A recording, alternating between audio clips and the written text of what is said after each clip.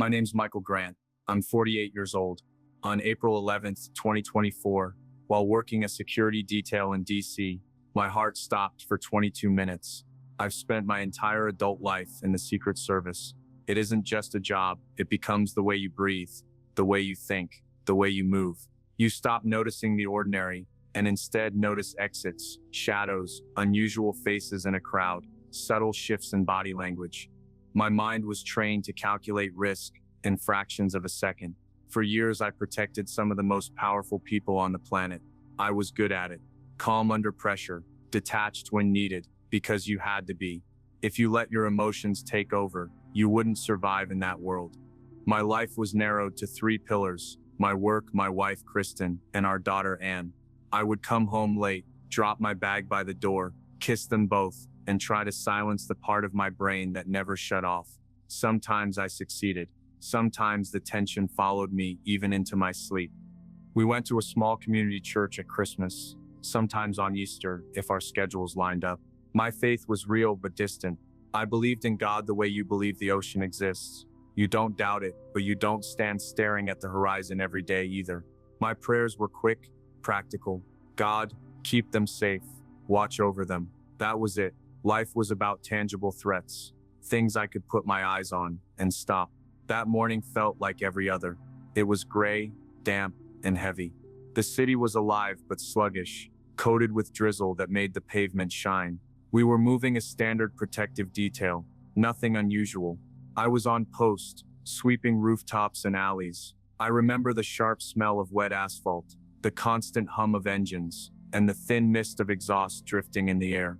I remember a little girl standing on the sidewalk under a bright red umbrella, her small frame nearly swallowed by it. For a fleeting second, she reminded me of Anne. She was 14 then. I recalled her voice that morning, light and casual, calling from the hallway.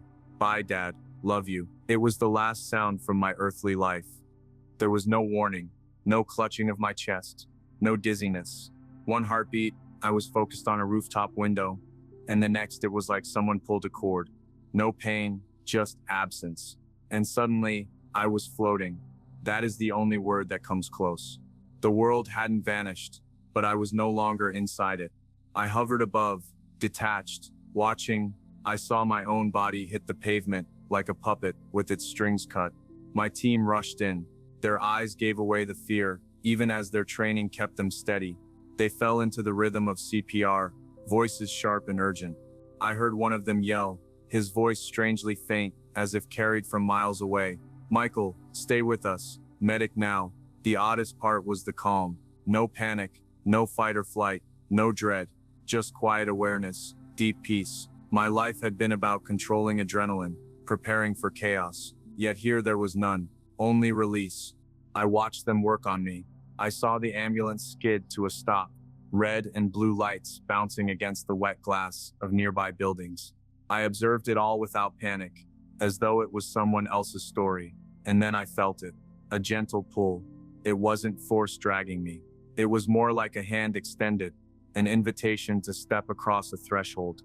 I didn't resist. I turned my gaze from the scene below and let go. The drizzle, the gray, the noise, they all faded. What came next wasn't a tunnel of light, not for me. It was like passing through a veil. One breath, I was in a muted world of dull colors and muffled sounds. The next, I was enveloped in something entirely new. There were no walls, no ceiling, no ground, just a presence filling everything. A warmth that sank into me deeper than bone. Light that wasn't blinding, but alive, wrapping around me like the arms of someone who has always known me. And sound, not like any music on earth, but harmony itself.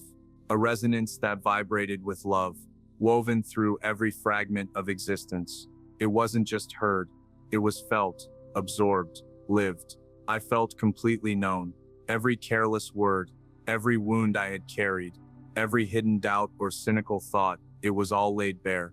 Yet there was no accusation, no condemnation, only understanding, only love, unconditional and overwhelming. The weight I had carried for decades cracked and fell away. I wept, not from grief, but from relief, from freedom. It was as though I had walked my entire life under a mountain, and now it was lifted from my shoulders. Then I saw him. He stood before me, not flesh and blood, but living light, formed from love itself. I didn't need an introduction. My heart knew him instantly. It was Jesus. He wasn't like the paintings, not fixed to one image.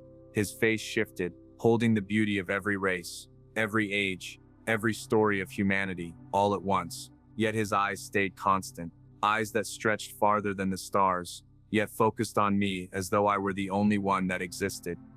In those eyes was love so fierce, so personal. It undid me and rebuilt me at the same time. His voice bypassed sound. It was a thought, a word spoken straight into the core of who I was. Michael, welcome. I couldn't answer. I simply stood before him, stripped of every defense. The agent, the protector, the professional, all of it gone.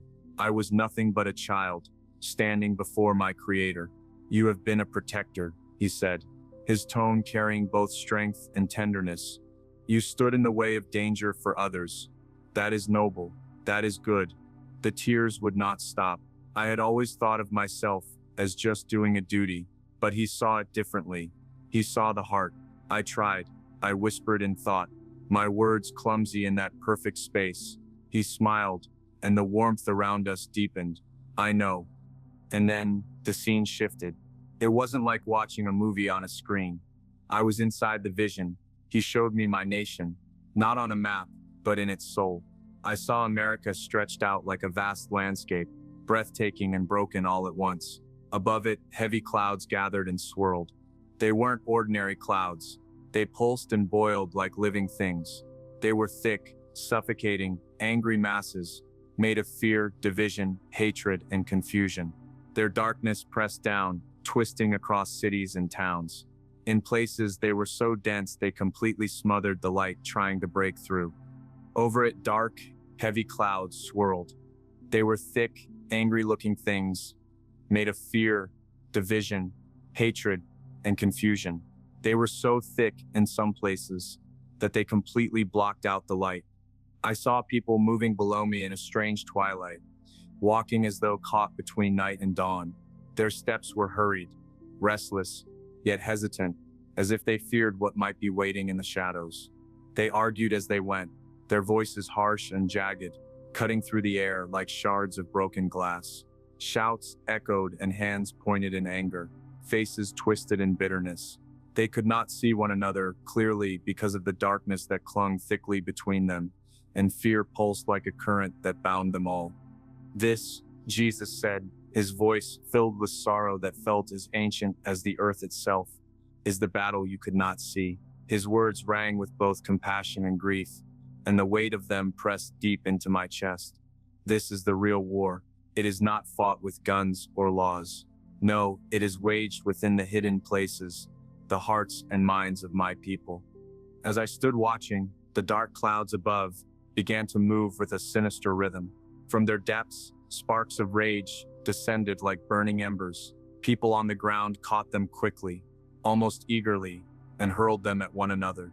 A careless insult online, a bitter news headline, a heated political exchange over dinner, all of these became fuel. Each exchange was another thread added to the thick tapestry of darkness, and the clouds swelled heavier and darker. The scene sickened me. I realized in that moment that I had lived in such a world, breathing that poisoned air, repeating its patterns without understanding. I had walked in that blindness, and the truth of it burned in me. What is happening? I whispered. My voice was hoarse, as though the question carried more weight than my throat could bear. Why does it feel so dark? Jesus turned his face toward me, and even before he spoke, his expression answered, the enemy of your soul is relentless. He seeks to divide what I have bound together. He floods the earth with lies, and countless souls drown in them. His weapons are pride and politics, sharpened and deadly. Brother rises against brother, neighbor turns against neighbor, and the bonds of love are torn. He lifted his hand, and his eyes commanded me, look closer. Through the swirling gloom, my vision sharpened. At first I thought I saw nothing but smoke. Then faintly, I began to notice them, tiny pinpricks of light, scattered across the landscape like seeds of hope.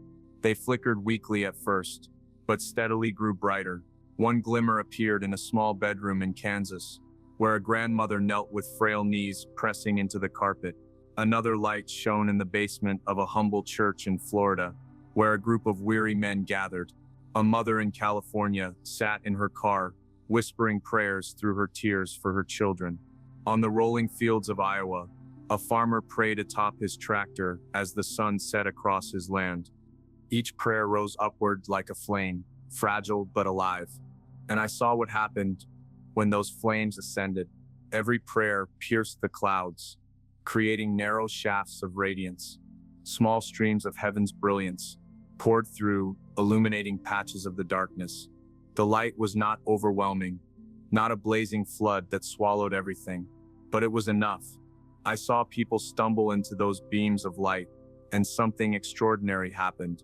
Their shouting stopped, their fury dissolved, faces softened, as if they had awakened from a nightmare they didn't know they were trapped in. Anger gave way to confusion, and confusion to a faint but precious understanding.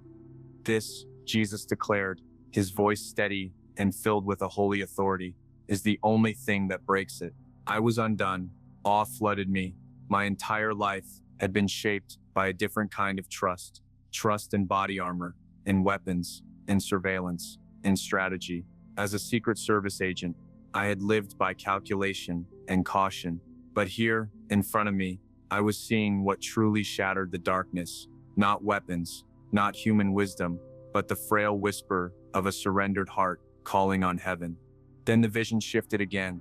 Suddenly, I saw Donald Trump, not in the way the world constantly debates him, through the lenses of politics, loyalty, or hate, but as a figure in this unseen battleground. Around him, the storm churned violently.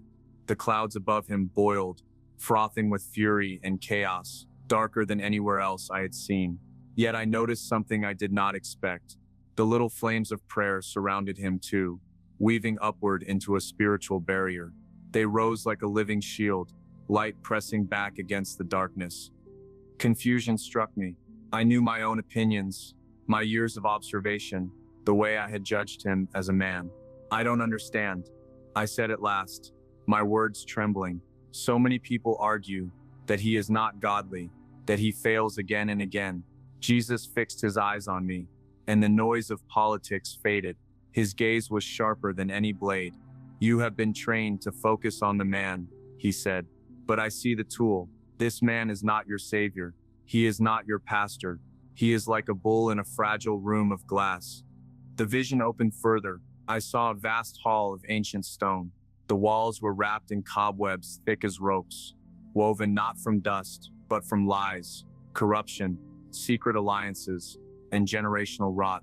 They clung to the nation's very foundations. Shadowy beings scuttled along the walls, tending the webs, guarding them fiercely. They flinched at the faintest light. Then, with a sudden crash, the door to the hall burst open. Donald Trump entered, loud and brash. His movements were rough, his presence disruptive. He swung wildly, breaking furniture and scattering dust. But in the process, he shattered the webs. The shadows shrieked, recoiling into corners, terrified by the exposure. For centuries, Jesus explained, the enemy has built strongholds in your nation, walls of greed, of pride, of covenants made in darkness. My people prayed for revival, expecting a gentle rain, a soft and respectable renewal. But I sent a hurricane. I use even pride, even weakness, as a hook in the enemy's jaw. His voice deepened, carrying the weight of judgment and mercy together. I did not send him to be an example of holiness. I sent him to be a wrecking ball. His presence shakes the hearts of many, his allies and his enemies alike. The fury you see toward him is not merely about him. It is the rage of darkness being exposed. Secrets are being dragged into the light, and the enemy trembles. In that moment, clarity struck me. It had never been about the man. It was about the mission. God had chosen an unlikely, even flawed vessel to strike at strongholds that had endured for generations. Heaven was not endorsing every word or deed. Heaven was using a key to open a door locked by centuries of corruption. Jesus leaned close, His presence silenced the air around me. "Your nation is at a crossroads," he said, his eyes burning into mine. The vision began to dim, but his words carved themselves into my spirit. "The enemy's plan is to bring a spirit of civil war, to turn every heart to stone. But my plan is to bring a great awakening. But it will not come through your politics. It will come when my people stop fighting each other and start fighting the real enemy on their knees." The peace of this place, the profound love, the perfect clarity, it was everything. It was more than I had ever dared to dream. Everything I had ever longed for, but never knew I was missing, lived here. The world I had left behind, with its sirens, its constant noise, its cruel arguments, and its heavy gray days, seemed like nothing more than a distant nightmare. "Please," I whispered, my voice breaking under the weight of it all. "Please don't send me back. I want to remain here with you." My words were not calculated or professional, as I had been trained to be all my life. They were raw, desperate, almost childlike. A grief unlike anything I had ever known settled into me. The thought of leaving this presence was unbearable, an agony sharper than death itself. To be asked to turn away felt like dying a second time, and I clung to the moment as tightly as my soul could. Jesus looked at me with love so overwhelming, it filled every space around me. His eyes seemed to carry eternity, and yet they met mine as if I were the only one in the universe. It wasn't the gaze of refusal, but of a higher purpose. "Michael, your mission is not finished," he said softly, yet even his softness carried a depth of power that shook me. "You have spent your life protecting one man's body, but now you must reveal what protects the soul of a nation. What you have seen is truth, and you cannot keep it hidden." "But I am no one," I pleaded, tears streaming. "I'm just a federal agent, a man trained to blend into the background. Who would ever listen to me?" "You have a testimony," he replied, his tone both tender and firm. "And that is all I ask. Go and tell them what your eyes have witnessed. Tell them to stop putting their faith in leaders, in parties, in governments that cannot save them. Tell them to put their faith in me. Tell them to pray, not prayers soaked in bitterness against their enemies, but prayers of hope and breakthrough for their land. Tell them the wrecking ball has already cracked the wall, and now the light of my church must shine through it." He extended what felt like his hand, though it was more than physical. It was pure love, a surge of holy energy that pressed into my soul. When it touched me, it went through every fiber of my being. It was commissioning, it was blessing, it was a command and an embrace, all at once. "You must return now," he said, his eyes steady and filled with grief for my sorrow. "It is not yet your time." And then it came, that pull, gentle, irresistible, but firm. It did not draw me closer, but farther, pulling me away from him, away from the light, away from home. "No," I whispered again, weaker this time. "Please." But already I was moving. The brilliance dimmed. The sound of eternal love grew faint, retreating like an echo down a long tunnel. I was slipping back into grayness, into the noise of a world that suddenly felt unbearable. The last thing I heard, stamped forever on my soul, was his voice echoing with infinite certainty, "I am with you." The first sensation of earth was pain. Fire tore through my chest like a blade of lightning. Then came the cold, the damp chill of wet pavement pressing against me, seeping into my bones. And then came the chaos of sound, shouting, beeping, hands on me. "We have a pulse. We've got a pulse. Get him on the gurney." My eyes flew open, assaulted by the ambulance lights, strobing harsh and blinding. A paramedic's face leaned over me, pale with shock, but alive with relief. My body screamed in pain so deep it felt carved into my very bones. I tried to speak, but only a broken rasp left my throat, and then memory returned like a flood. I remembered heaven. I remembered his face. I remembered the peace. The thought of it ripped me open, and I began to sob. It was not a restrained cry. It was a gut-deep wail that convulsed through me. The paramedics thought I was reacting to pain or trauma. They kept assuring me, "It's okay, sir. You're with us. You came back from cardiac arrest." But I wasn't crying for pain. I was crying because I had left perfection. I had just walked away from eternal love. and now I was shackled again to this broken body in this broken world. The contrast was so cruel, it felt like torture. 2 weeks passed in the hospital. Doctors shuffled in and out of my room, their eyes bewildered, their voices full of disbelief. The chief cardiologist came one morning, holding my chart as though it were a riddle no one could solve. "Mr. Grant," he said slowly, shaking his head, "you were clinically dead for 22 minutes. We shocked your heart 7 times. By every measure of medicine, you should not be here. And if you were, you should be severely impaired. But your scans are clear, perfectly clear. By all logic, this is impossible. You are a miracle." I knew the explanation. I just didn't know how to begin sharing it. For days, I said nothing. I lay in silence, reliving it all. The swirling dark clouds, the pinpricks of prayer light piercing through, the bull in the fragile room, and above all, his eyes. I could still feel them on me, alive, present. Kristen sat by my bed every day, holding my hand as though it might disappear again. Sometimes she would talk softly, just thankful that breath still filled my lungs. One afternoon, she leaned close, studying my face with a quiet seriousness. "Michael," she said carefully, "you're not the same. Something in you has changed." I looked at her, and the tears came back uninvited. That was the moment I told her. I told her everything, every detail. And so here I sit today. I am no longer a Secret Service agent. That chapter has closed. My life has been repurposed. My mission has been rewritten. Jesus sent me back with a message, one I cannot withhold.